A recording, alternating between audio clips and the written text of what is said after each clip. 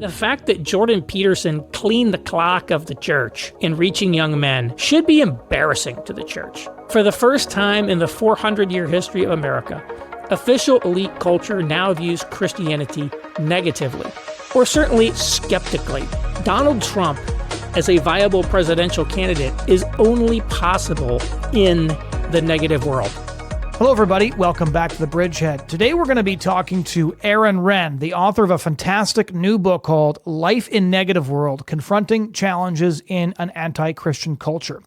Aaron Renn also runs a Substack newsletter. He is a co-founder and senior fellow at the American Reformer. He's one of the most interesting Christian intellectuals today because he's not primarily an intellectual. He's not primarily an Ivy League professor or an academic. What's so interesting about Renn is that he built a career in management and technology consulting, advising major corporations. And what ended up happening is he applied the skill sets that he has in understanding city planning, in consulting at large, and applied them to the fact that Christians now live in a profoundly anti-Christian culture. His book was packed with insights. I reviewed it for the European Conservative. I think it's one of the most helpful cultural books for Christians to come out in a decade. And here is our conversation about that book and about his theory of negative world. So just to start off, for our listeners that are unfamiliar with your negative world thesis, which was first published in First Things magazine in 2022, maybe lay out what your thesis is, but also how you came up with this framing for the world we currently live in. Yeah, the three worlds model actually was originally published in 2017 in my newsletter. Then I updated it for the February 22 edition of First Things magazine. But I actually came up with it in 2014 when I saw a series of Christian short films about how we should live in the world, really kind of targeted at a youth audience. And I said, man, this is a great film, very great production quality, great scripts, everything. But this is talking about a world that's passing away. And we're soon to be entering a radically different world. So I went home and I jotted down all these bullet points of observations about the culture, and that became my three worlds model. And again, it's an American-specific model. I want to be clear here. But we never had a state church like in many European countries. But for most of our history, there was a sort of softly institutionalized generic Protestantism as our default national religion. So as recently as the 1950s, half of all adults in the United States attended church every Sunday. That was an all-time high. We had prayer and Bible reading in our government schools. We were adding "In God We Trust" to our money and "Under God" to the Pledge of Allegiance. It was a essentially Christian society in a sense. Then starting in the 1960s, this began to get unraveled. And the status of Christianity in America went into a period of decline that continues to the present day. It hasn't been like a steady state. There's been some ups and downs, but basically the trend has been down and that continues. And I divide this period of decline from roughly 1964 to the present into three phases or worlds that I call the positive world, the neutral world, and the negative world. So the positive world lasts from 1964 to 1994. And this is a period of decline for Christianity. I want to be clear. All is not positive in that sense. Church attendance is in decline, for example, and yet Christianity is still basically viewed positively in society. To be known as a church-going man makes you seem like a good, upstanding citizen, makes people want to hire you, vote for you, etc. And Christian morality is still the basic moral framework of society. And if you violate those norms, you can get into trouble, such as by having an affair. 1994, we hit a tipping point and entered what I call the neutral world, which lasted from 1994 to 2014, in which Christianity is no longer seen positively anymore, but it's not really viewed negatively yet either. It's just one more lifestyle choice among many in a sort of pluralistic public square. So we might meet, I'd say, I'm a Christian, you'd say, great, I'm a vegan. And, Christian moral systems sort of had a residual impact in society in that era. Then in 2014, we hit a second tipping point and enter what I call the negative world, where for the first time in the 400-year history of America, official elite culture now views Christianity negatively, or certainly at least skeptically. There were always people throughout American history who were not exactly religious, including many of our founding fathers, for example, but Christianity was publicly held in honor, and that's what's no longer the case today. So to be known as a Bible-believing Christian does not help you get a job in the elite domains of society. It probably makes people look at you a little bit funny.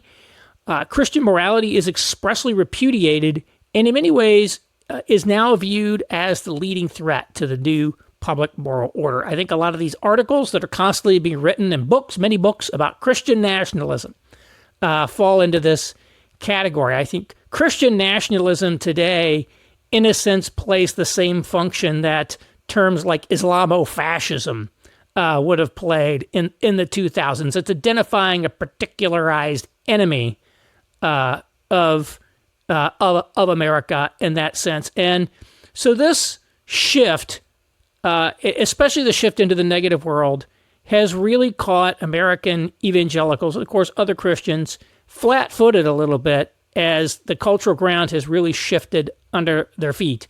Originally, back in the positive world, one of the main evangelical political organizations was called the Moral Majority. It was founded by a guy named Jerry Falwell. And the idea here, of course, was that much like Nixon's silent majority, it's like we are the majority of Americans, no matter what the college professor might say. Well, nobody would ever create such an organization with that name today when it's very clear that, traditional Christians represent a minority. And so that's a very painful psychological adjustment to go through. I want to belabor that point just for one more moment, because what I thought was really interesting is, and you open the book this way as well, is that you framed your three worlds in terms of sort of a tale of three affairs. And the reason I thought this was particularly interesting, besides the fact that it was helpful in explaining the evangelical reaction to Trump's sexual infidelities, is also because there's a good case to be made that the moral majority kind of broke on the shores of Bill Clinton's soaring popularity, even after he got caught having an affair. That the fact that Bill Clinton left office more popular than pretty much any politician of his time, despite the fact that he had an extremely public and sordid affair, the details of which went across the United States in the form of the Starr Report and media coverage of the Starr Report, and the fact that the American reaction was sort of a collective shrug really indicated that the moral majority itself might have been a thing, but was no longer a thing by the time we hit 1999. So what made you decide what were the three affairs you chose to use as framing devices, and how did you think of that idea? Because I genuinely found it not just a cool writer's gimmick, but really helpful. I don't remember how I came up with that idea, but it was in the original 2017 version of the piece. And again, I wanted to illustrate what has changed in American culture in these three worlds in a very tangible way. So I used three different presidential sex scandals. Back in 1987, Colorado Senator Gary Hart was the leading contender to be the Democratic nominee for president in the following year's election, when it was reported by the Miami Herald that he had a young woman stay all night in his D.C. townhome or something of that nature, various allegations of that nature. And just the idea that this guy might have had an affair torpedoed his candidacy. He was forced to withdraw from the race.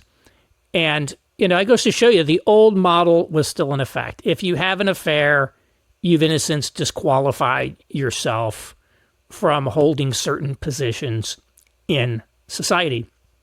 By the way, it wasn't a scandal or anything of that nature, but it was remarked on that Ronald Reagan was the first president who had ever been divorced and remarried. The second scandal was from the neutral world, so that was the positive world scandal. In the neutral world, the scandal was the Clinton-Lewinsky affair from 1998. And I would argue that Bill Clinton was badly damaged by this scandal, probably accounts for George W. Bush winning the election in 2000. Nevertheless, he survived it.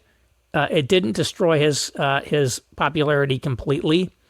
And the left, including many of the feminist organizations, rallied around him saying, however kind of deplorable his personal conduct and having an affair with a White House intern might have been, so long as it was consensual, his personal behavior has no bearing on his public performance in his role in office.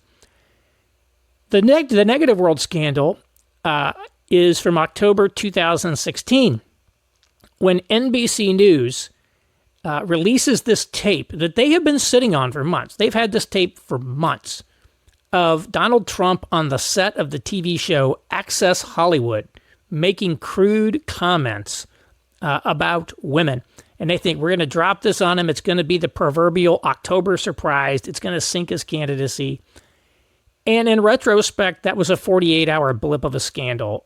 And he went on not that long later to win the election. And so it's really a sea change from Gary Hart to Donald Trump. And this is the point I always try to stress. When I talk about this negative world and its relationship to Christianity, everybody likes to immediately gravitate to how it affects the Christian, how it affects the church. But this is something that has had pervasive impacts in our society. Donald Trump is, as president, as a viable presidential candidate, is only possible in the negative world. In the positive and the neutral world, the standards of society would have barred the path of someone like him to the office. So let me just give you one example of a non-sexual nature. Traditionally, casino gambling was basically banned in the United States, except in Las Vegas. I believe Atlantic City legalized in the 80s even. It was pretty recent that Atlantic City legalized.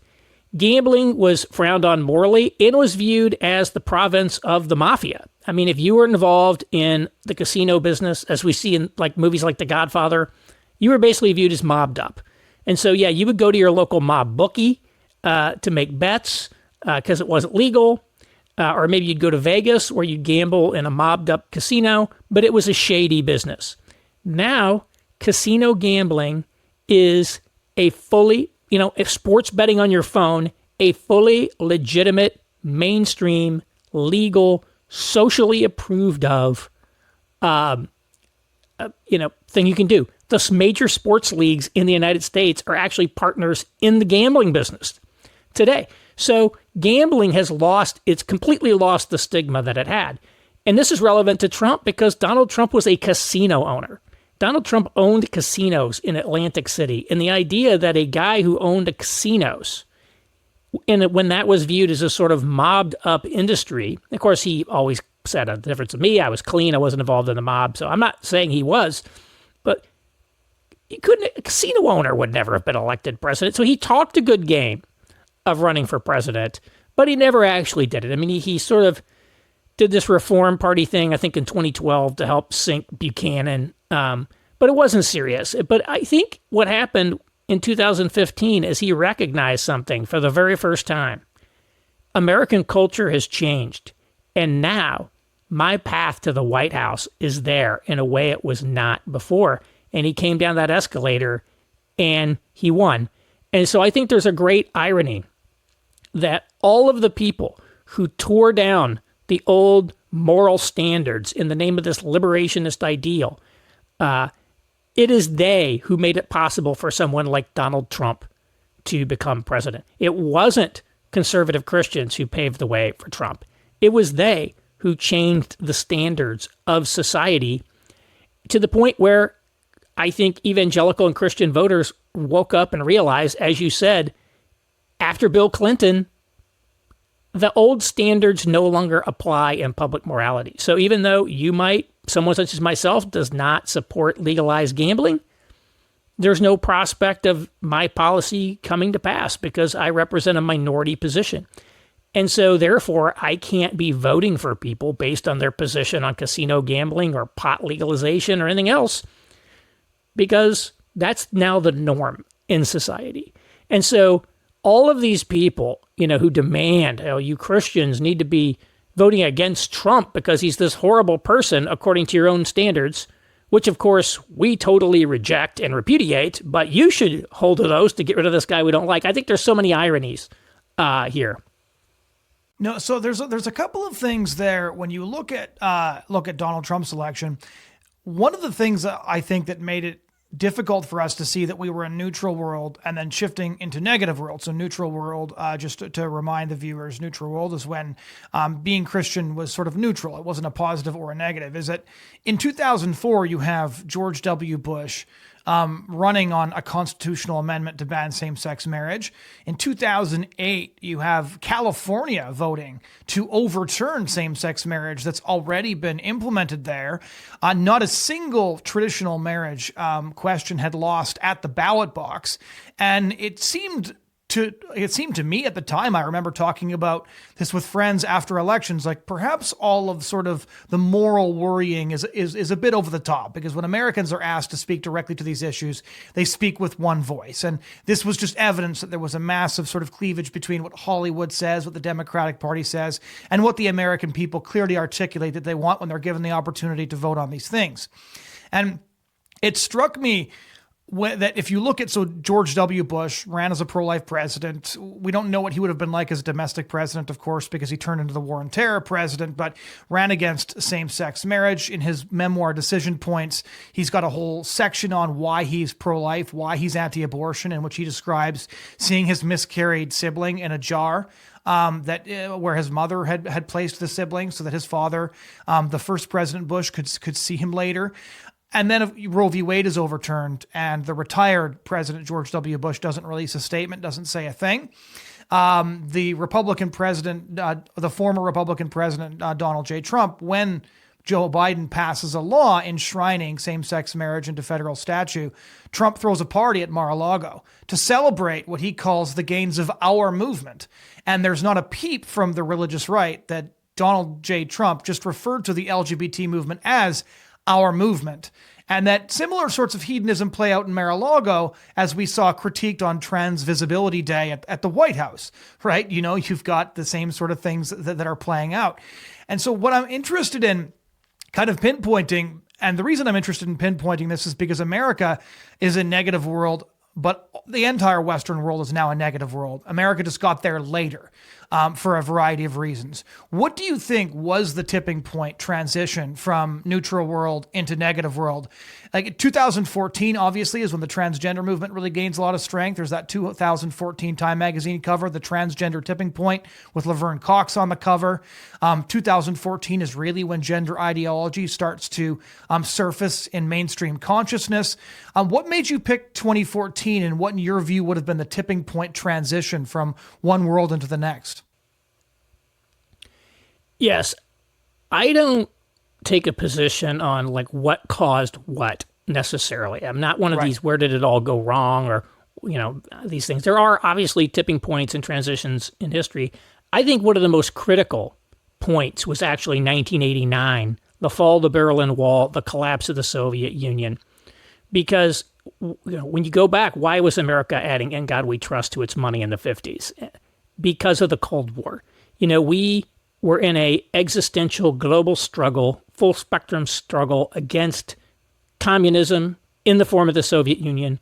Communism was an avowedly atheist, materialist, anti-religious system, and therefore Christianity was bound up with the West's moral war against the Soviet Union. And after the collapse of the Soviet Union, that actually freed up American leadership to unbundle Christianity from what it meant to be a Western, free, democratic, liberal society. And so that began, I think, the process of the unbundling. In fact, you could probably argue that the neutral world started in 89. We don't need to go into all the details on that. Right, yeah. When it comes to as you point out, there was definitely a radical shift on sexuality in a fairly short period of time. I wouldn't get too hung up on 2014. I think it's the best date. But the reality is there was some major breaking point or shift in the culture during Obama's second term. You saw it in, again, the radical shift on, sexuality in both legal and public opinion.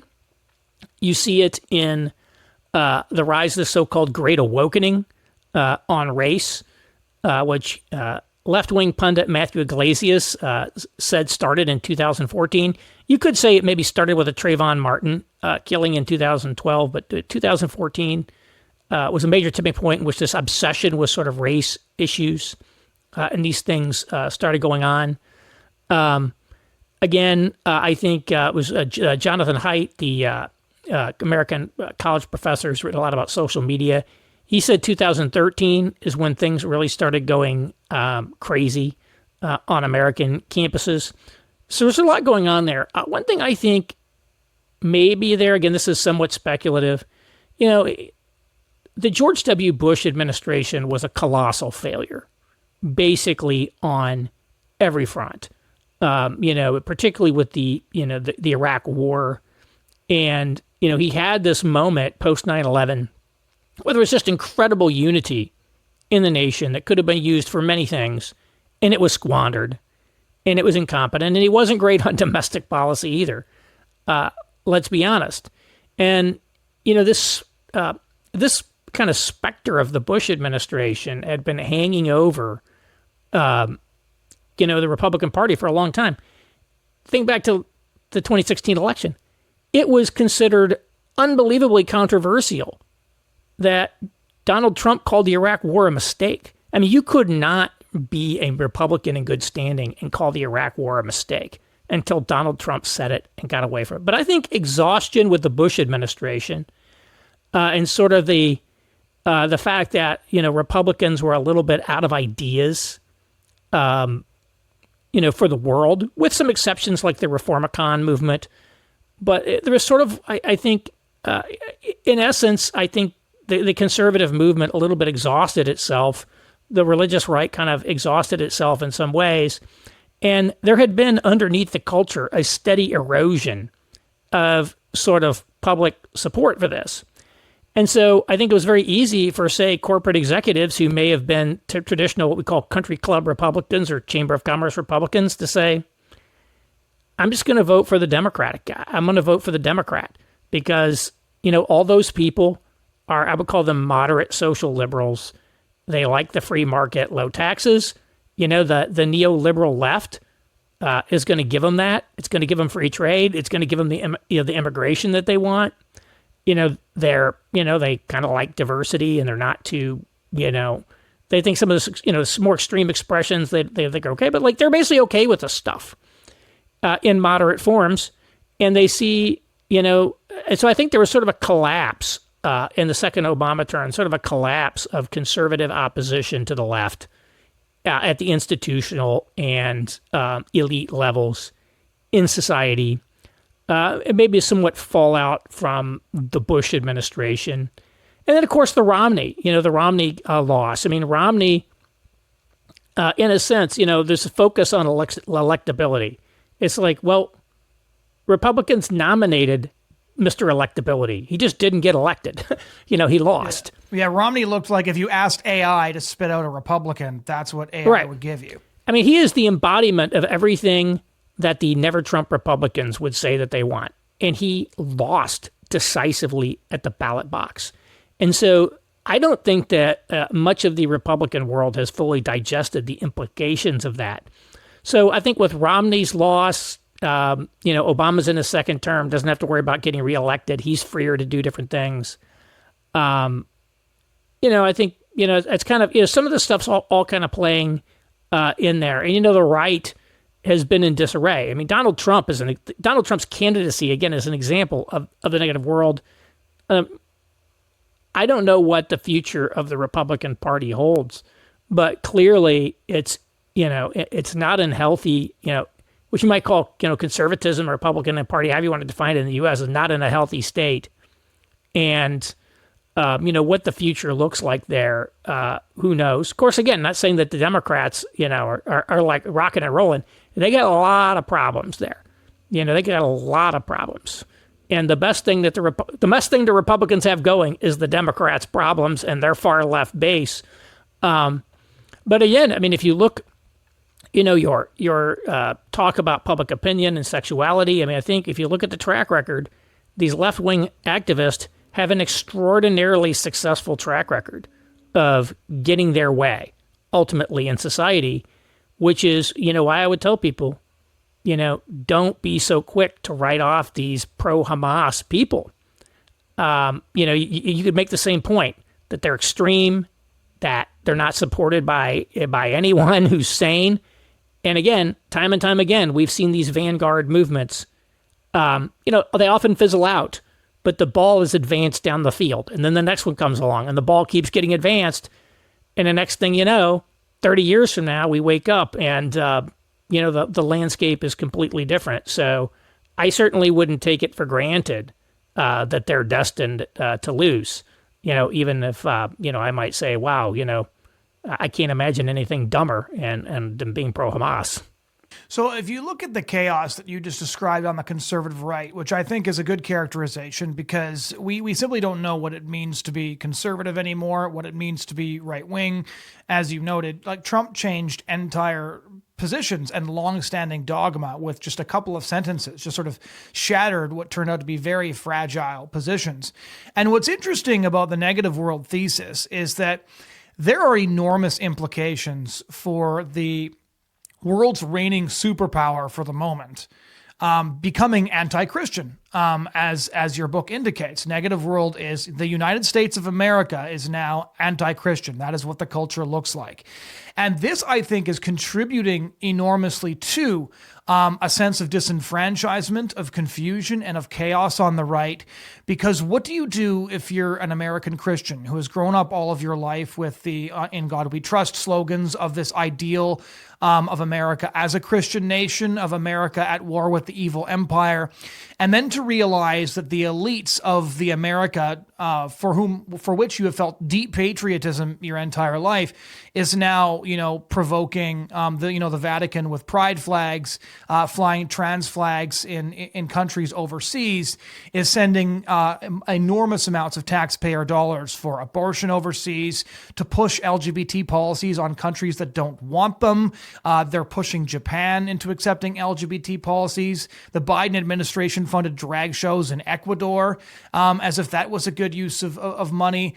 And so what happens when the most patriotic segment of the United States now feels disenfranchised, but also to some degree anti-American, as in negative world, if this is what the United States stands for, then I am not pro the United States, which is why you see all kinds of confusion about isolationism, about different foreign conflicts. A lot of this has to do with, I think, negative world sorting itself out. Where do we land when we no longer have faith that the United States is a force for good in the world, and when in many cases the United States looks evil? But then on the other side of things, you have the left, because there is, as you mentioned, also chaos on the left, where the left already hated the United States. Their thesis was, this is a colonial empire. We are the evil empire. We need to be, sort of deconstructed. And so the people in charge are the people who hated the United States to begin with, or at least hated her conception, her constitution, her Declaration of Independence, her Christian founding. And then those who treasured those things are no longer in power, living in negative world and trying to figure out, well, what does it look like to be an American Christian in negative world? When actually America is not known for exporting democracy and freedom and Christian values. There's a lot in there. Here's what I would say. I think American Christians and conservatives in general, you don't have to be a Christian to think this way, tend to have the point of view that eventually reality will intrude and reality will impose discipline on some of the crazier elements of the left, and sanity will return. So the idea being, we're going to defund the police, we're going to hire these Soros prosecutors, we're going to have a spike in murders, we're going to have all this homelessness and crime, and the people are going to wake up, and they're going to wake up and they're going to make it happen. They're going to do something about this. Or eventually, it'll just sink the cities, and the marketplace will discipline the people who do this. I would not put a lot of stock in that. I think that's a naive view. There is a sort of reality. There are consequences to things. But I think this idea, it encourages a sort of passivity. I don't really have to do anything to stop this stuff because, reality, quote unquote, the marketplace will do it for me. And again, there's a sense in which that's true. but it's not entirely true, and it encourages a sort of passivity. Secondly, when you look at all these migrants coming to the United States, the truth is it's still the most desirable destination in the world for basically everyone else in the world to come. Even though the United States, yes, you definitely get significant public benefits if you are even an illegal migrant in the United States. But we certainly don't have a welfare system like Europe, where you read about these countries where these immigrants come here and sort of subsist on welfare for years and never work a job.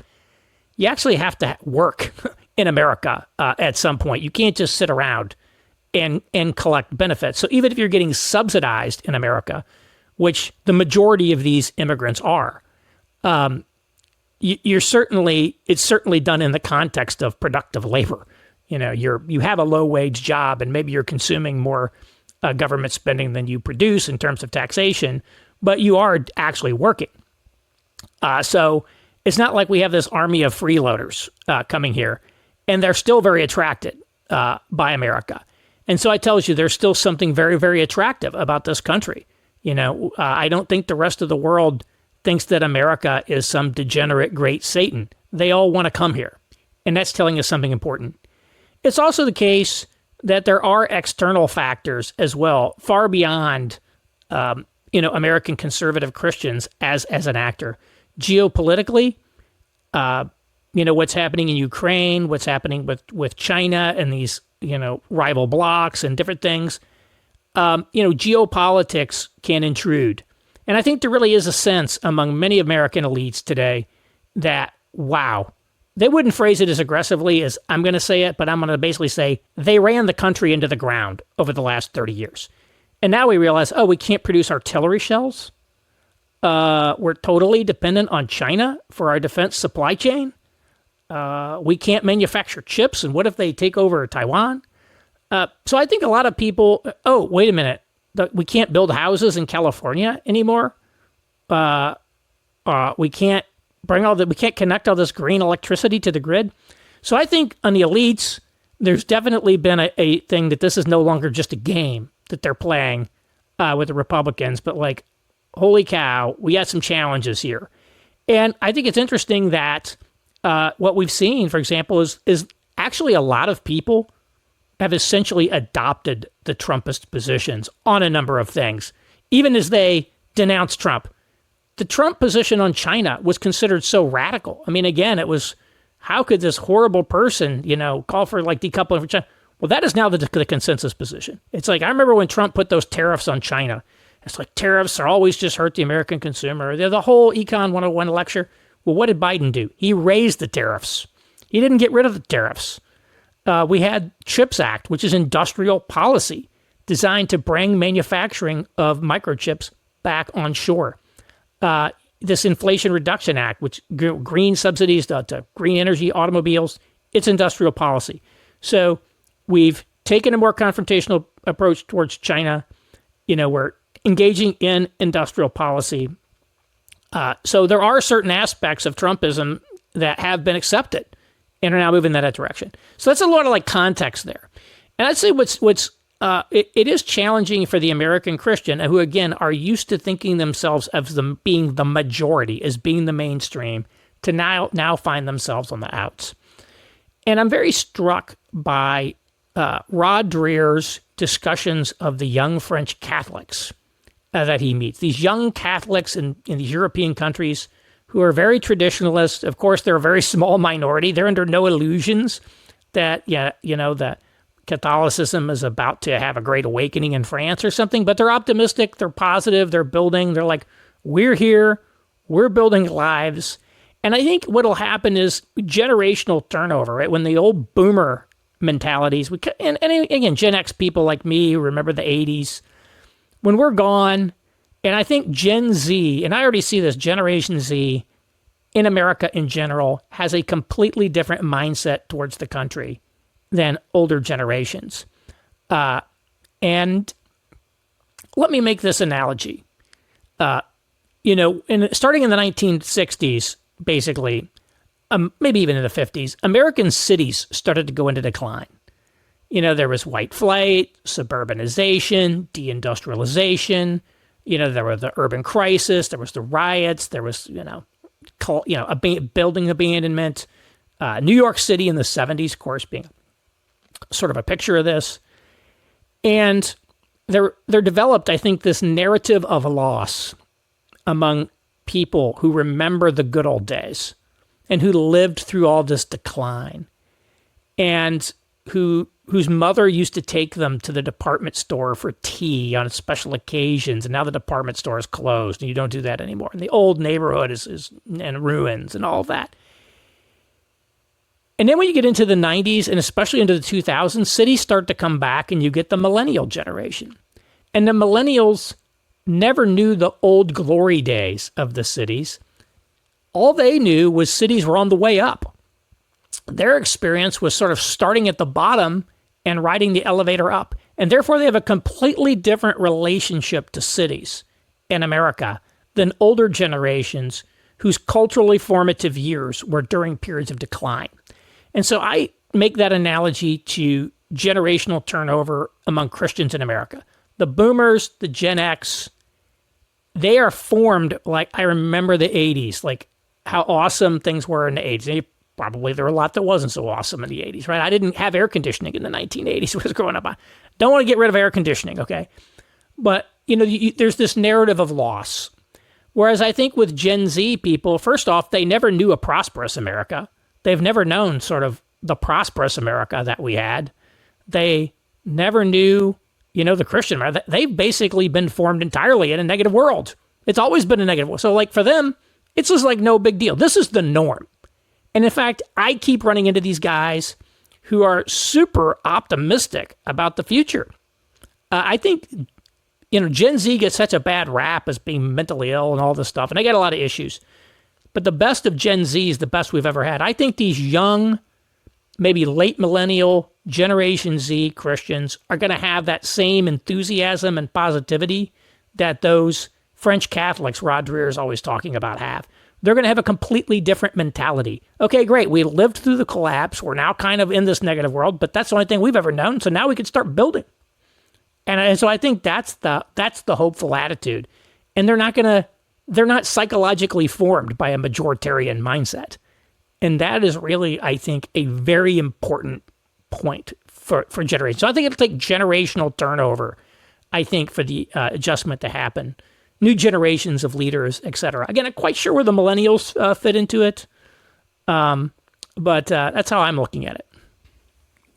So one of the pieces of advice that you give, which I've heard in the context of sort of evangelical good stewardship, but I'd never heard in the context of sort of cultural engagement, preparation for an anti-Christian culture in negative world, is becoming anti-fragile by paying down debt, by becoming debt-free. How would you explain that as an anti-Christian cultural strategy? Well, obviously, the word anti-fragile comes from Nassim Taleb. He wrote the book Anti-Fragile. He wrote the book The Black Swan, and I'm very influenced by his thinking in a number of ways. And the idea of antifragility is that you actually become stronger from stress. And you can think about the early church growing while it was persecuted, for example.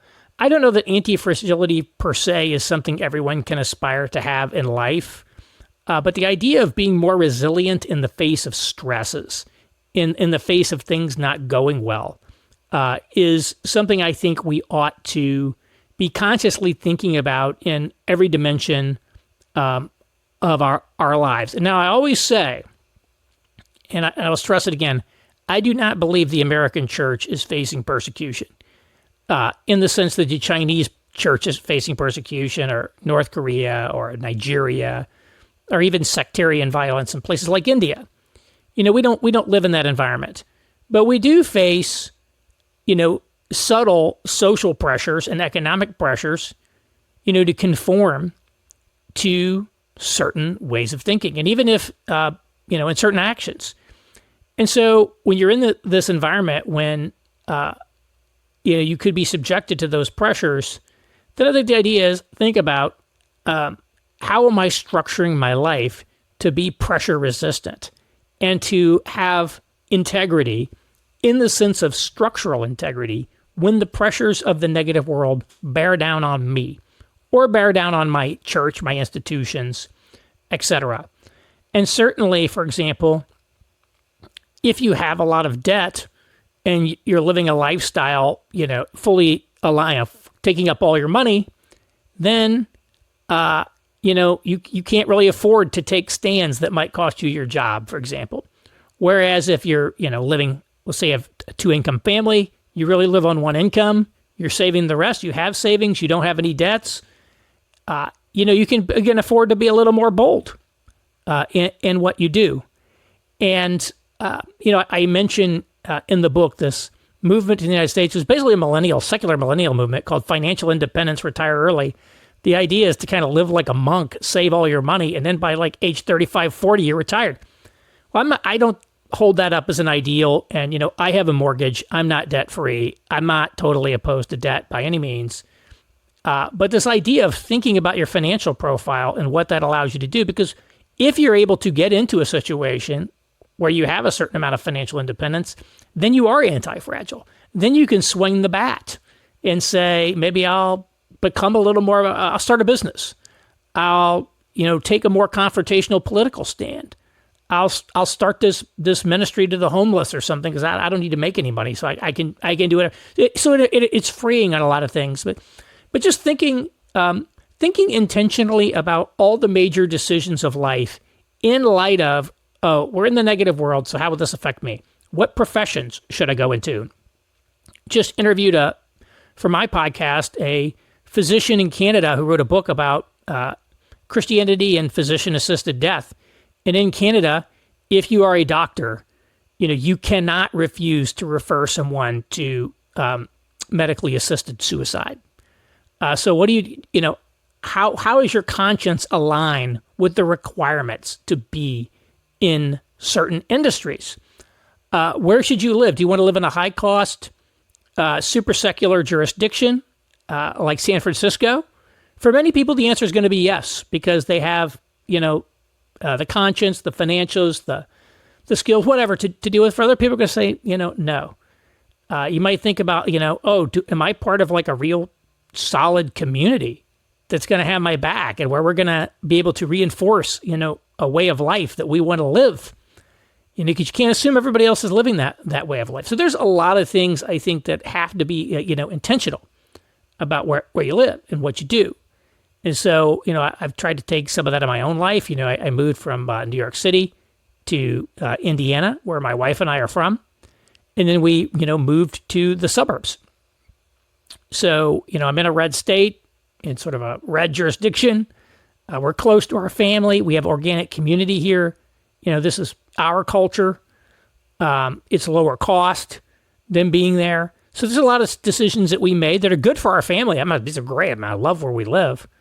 But they're also like, okay, great. Yeah, those are the sorts of things we ought to be thinking about, if you know what I mean.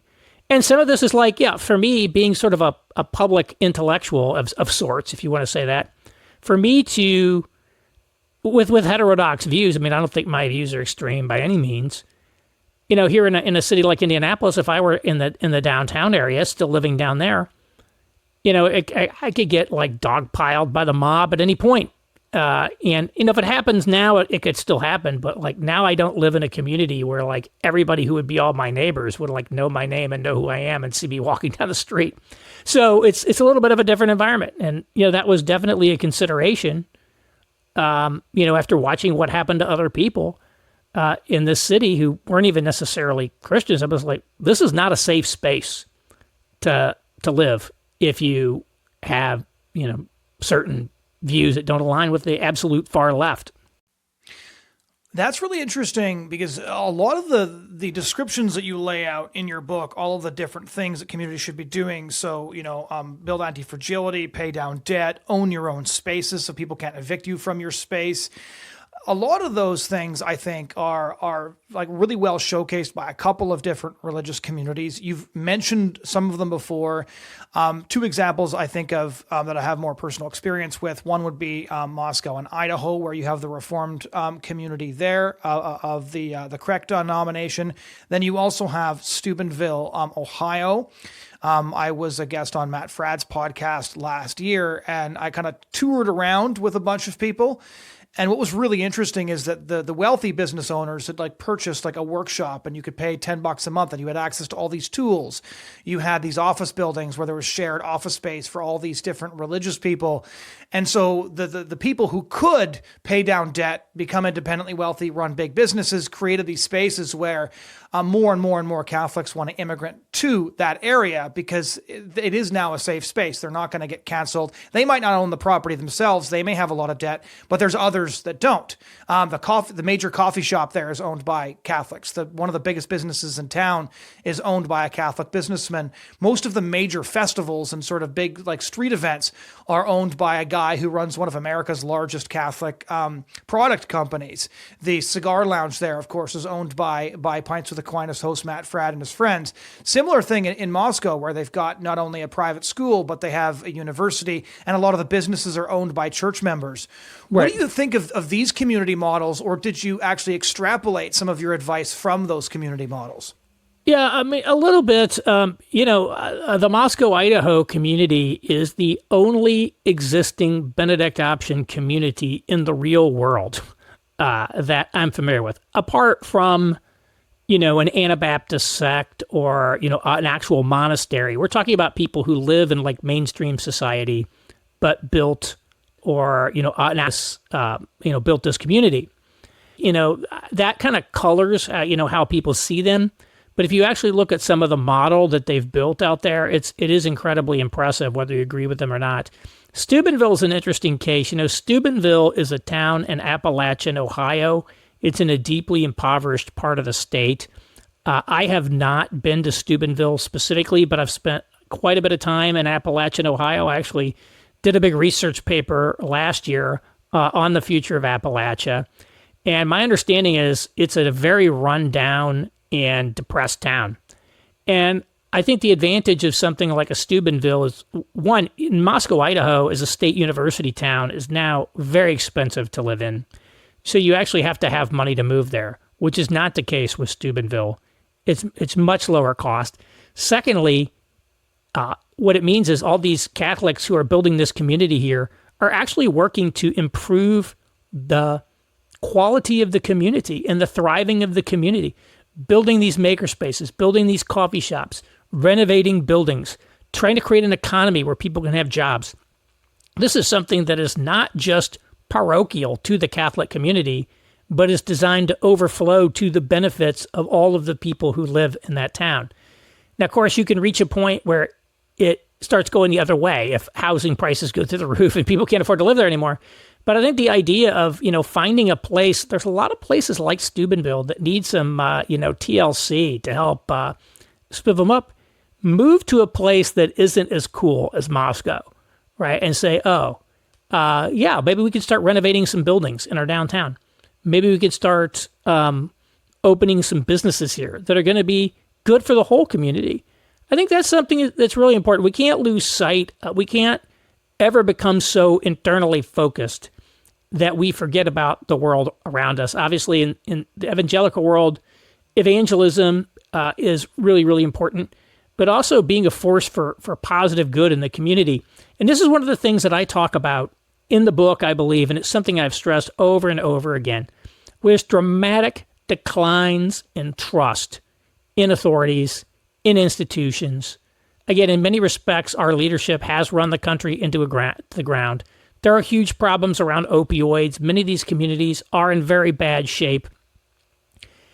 People are hungry for competent governance that can deliver the goods, the material goods, to people. We need to be seen as a force for good in the community, not just in the sense of, advancing some, narrowly tailored Christian moral principles, but in terms of like, wow, these guys are actually making our town better. They're investing here. They're hiring local people. They're creating better educational options. Now, you do have to be careful in a town like Steubenville. I will tell you, although a religious Catholic school would be fine, if you start doing anything that's seen as undermining the local public school, which is the big heart of the public, you get yourself in big trouble. So you got to know what you're getting into here. There's a lot of suspicions of outsiders in these places. We could go on and on and on.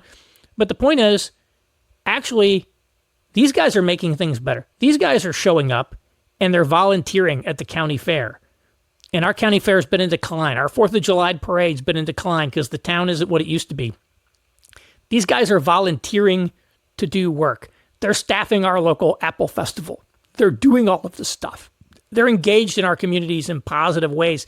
They're bringing a positive trend materially and in terms of governance to our community is ways there. And this is where I think, this famous urban pastor in the U.S., Tim Keller, he always used to talk about, hey, in an urban context, churches need to be famous for helping the poor.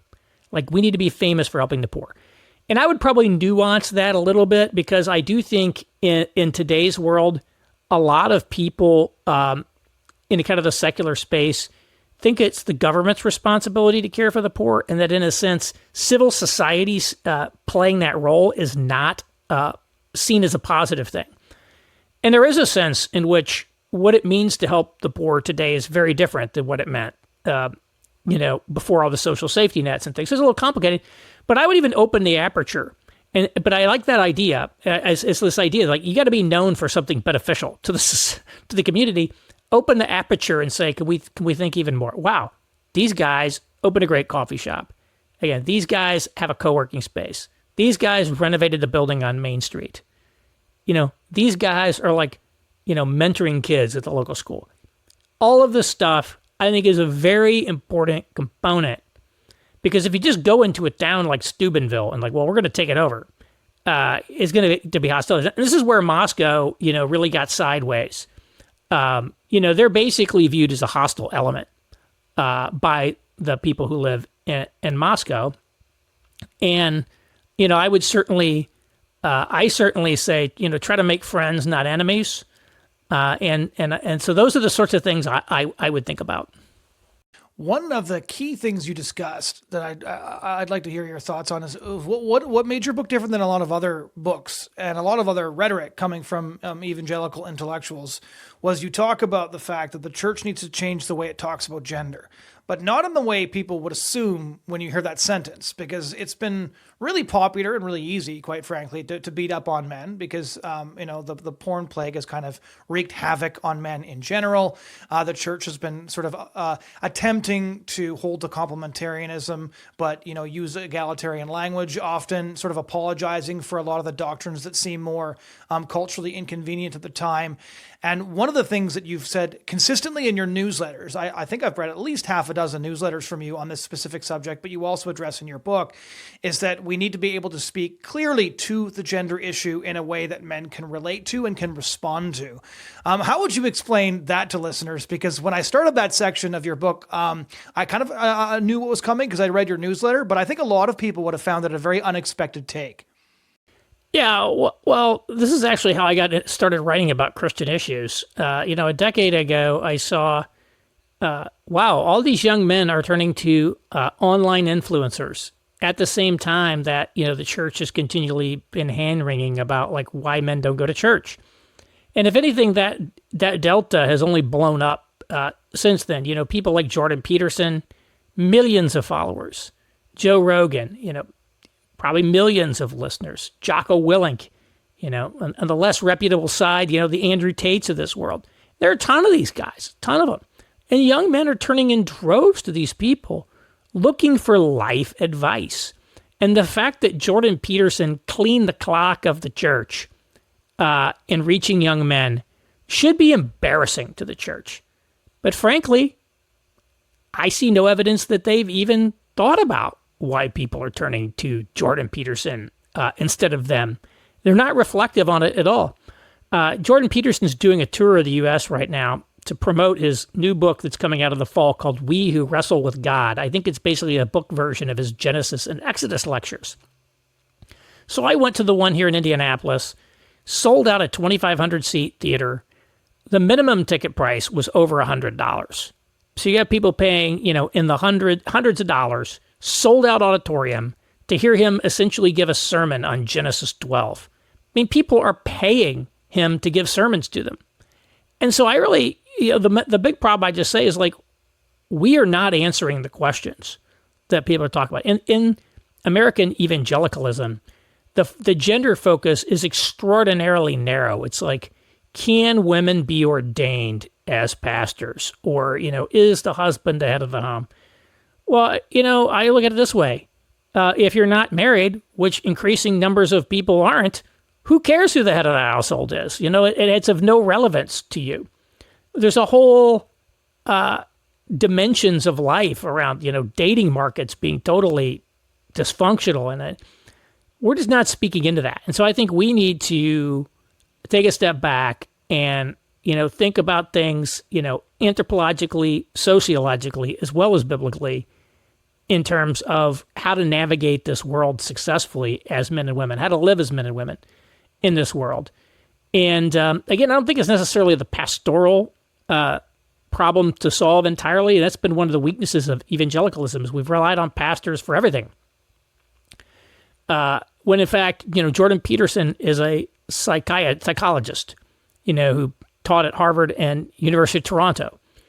And so you start looking at this like, wow, we need some people like that. We need like world-class experts who are Christian talking about things from that perspective, not trying to have a pastor like find, the proof text out of the Bible and use that to create them. Because when that happens, bad things happen. Like this movement was called the purity culture. And I kiss dating by like some of these advice they give is so bad. You're putting yourself at risk if you follow it. And it's really not from the Bible because the Bible doesn't say anything about dating or how to meet people. And so we need to get more lay expertise where people understand, okay, this is like not, authoritative Bible teaching. And that's what I try to do. I try to give perspectives that a pastor is not going to give you. I don't try to like preach a sermon in my book. And so, it's great. We need people to preach sermons. I mean, that's really important. But all of life can't be reduced to a sermon. And so I think we need to, we need to open the aperture. We need to rethink some of these things that clearly didn't work, is what I'd say. So you mentioned there that the church is just not answering the questions that men have, and that men are instead going in the good case scenario to guys like Peterson, who are telling them to clean their room, to get out there and make something of themselves, quit porn, all this kind of stuff. And in the negative scenario is going to people, sort of hustlers like Tate. Which questions would you say the church isn't answering or answering badly for young men? Because the people have been trying to figure this out. You said, why don't men go to church? There's a book with that title. Right. And, which was very ineffective. It's really too complicated and too deep to go into here because it's not like I can distill it down to a sentence. But the reality is that, I've said a couple things. One is that evangelicals have a very thin anthropology of gender. The differences between men and women are reduced to a handful of elements derived from Scripture. And in every other way, they're practically treated as identical. Secondly, going back to the 19th century, which has been documented by academics, evangelical kind of churches, Christian churches, have been extraordinarily negative towards men, basically treating women as naturally good, the guardians of morality, not really fallen in a material sense, and men are to blame for everything. Back in the late 19th century, it was alcoholism, gambling, fighting, all the things that kind of urban men do. And there was a lot of that. There's certainly a lot to criticize men for. You can legitimately criticize men all day long. But basically, it just became, you all suck. You're horrible. You need to man up. And being a man is treated as nothing but essentially, a set of negative and toxic characteristics combined with the obligation to sacrifice all of your hopes, dreams, and plans to serve other people's needs. And it's a highly unattractive and I believe unbiblical way of thinking about what it means to be a man. And it's no wonder that they lose it. So, that's what I'd say. Well, we've reached the end of our time, so Aaron, thank you so much for taking the time. Sorry for the tech hiccup earlier. We really appreciate it. Oh, thanks for having me on. You bet. Thank you for joining us for this conversation. If you want to hear other conversations like it, you can subscribe to this YouTube channel. You can also find our content wherever you get your podcasts, or you can head over to thebridgehead.ca where we post both written commentary and video. Thanks so much for joining us.